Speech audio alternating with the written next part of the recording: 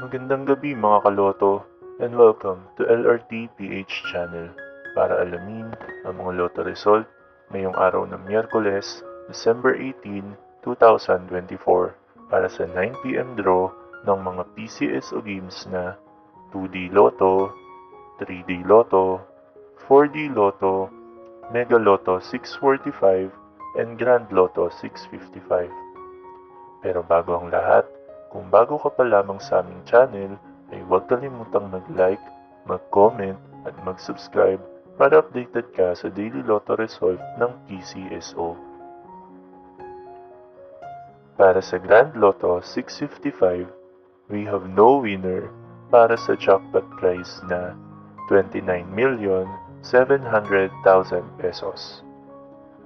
Ang ating Grand Lotto winning combinations ay 42, 55, 39, 31, 7, and 48 in any order.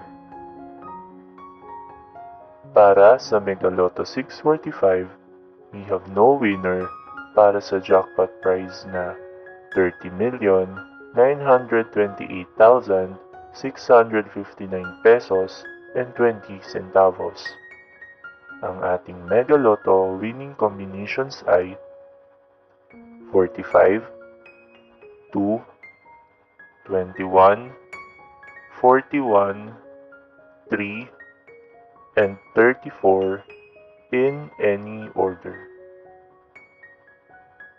Para sa 4-digit Lotto, ang ating winning combinations ay 9, 2, 0, and 0 in exact order. Para sa 3-digit Lotto for 9pm draw, ang ating winning combinations ay 2, 1, and 4 in exact order.